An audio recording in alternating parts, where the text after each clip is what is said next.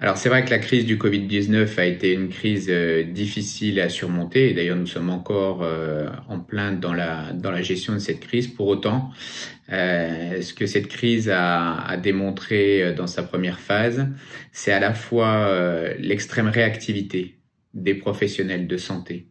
dans la prise en charge et dans l'adaptation des organisations pour répondre aux besoins des patients et également une vraie solidarité entre les différents acteurs du monde hospitalier, ambulatoire, médico-social, entre les publics et les privés. Tout ça s'est fait avec une rapidité extrême, avec un volume de patients à prendre en charge extrêmement important, avec une incertitude très grande sur les suites qu'il fallait donner à tout cela. Et pour autant, tout le monde était présent. Et ça, on pense qu'on va pouvoir l'emporter encore pour les prochaines évolutions. La complexité en santé, elle est probablement d'abord et avant tout ressentie par les professionnels de santé eux-mêmes qui prennent en charge les patients. Quand on a à faire face à des patients polypathologiques, avec des difficultés sociales, avec une vraie complexité à faire en sorte que de multiples intervenants, par exemple, viennent au chevet du patient à domicile et que l'information circule bien entre tous ces professionnels. Voilà ce qui définit probablement une complexité à laquelle les professionnels de santé sont confrontés au quotidien.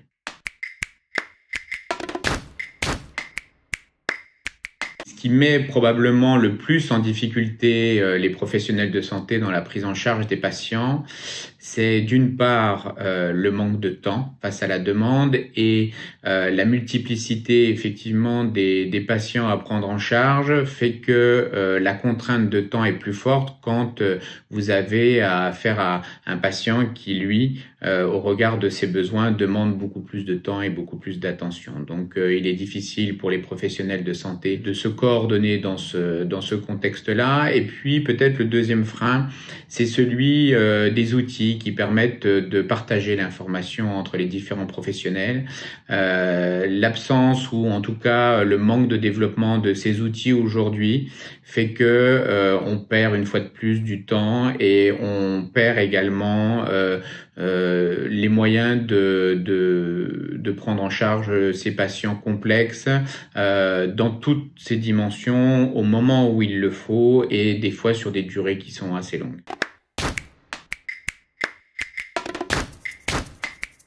Je pense que le principal frein à la prise en charge de ces patients,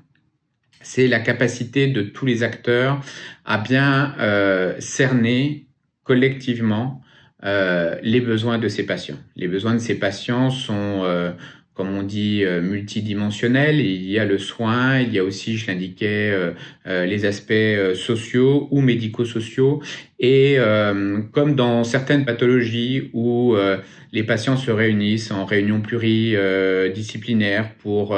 faire un point de situation global, les patients complexes, notamment en ville, pour leur prise en charge à domicile, demandent une coordination d'acteurs qu'il est difficile de réaliser et donc qui empêche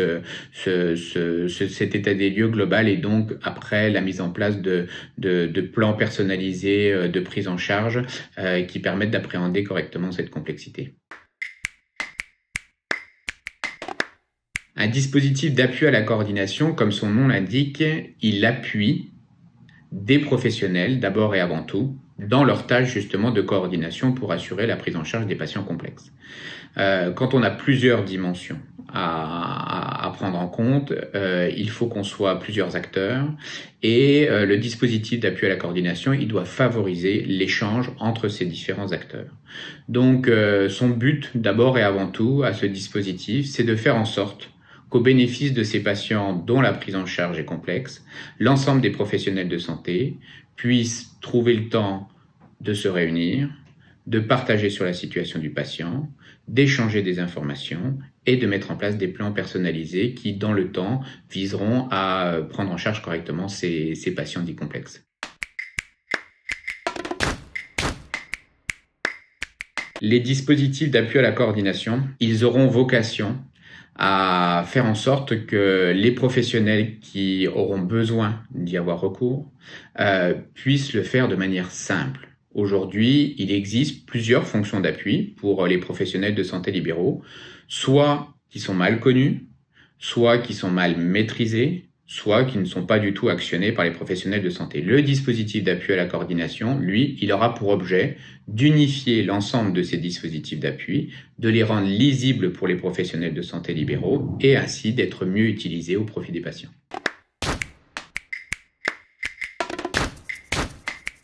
Le rôle d'un DAC dans ce type de prise en charge de patients complexes, il va être de réceptionner la demande, qui aujourd'hui est une demande qui est assurée uniquement par le professionnel de premier recours qui a son patient devant lui et qui a en charge sa prise en charge, bien entendu. Donc, il faut d'abord qu'il réceptionne cette demande, il faut qu'il puisse la qualifier correctement, de savoir si effectivement nous sommes face à un patient complexe ou si au contraire la réponse doit s'organiser d'une autre façon. Et puis après, il doit organiser au mieux la coordination de la prise en charge, faire en sorte que les professionnels de santé puissent se réunir autour du cas du patient, faire en sorte peut-être de trouver des solutions quand les professionnels de santé réunis autour du cas de ce patient n'ont pas toutes les réponses à apporter à la situation, et puis proposer aux professionnels de santé des outils de suivi qui permettront de savoir si, in fine, nous aurons réussi à répondre à ces situations complexes de manière satisfaisante.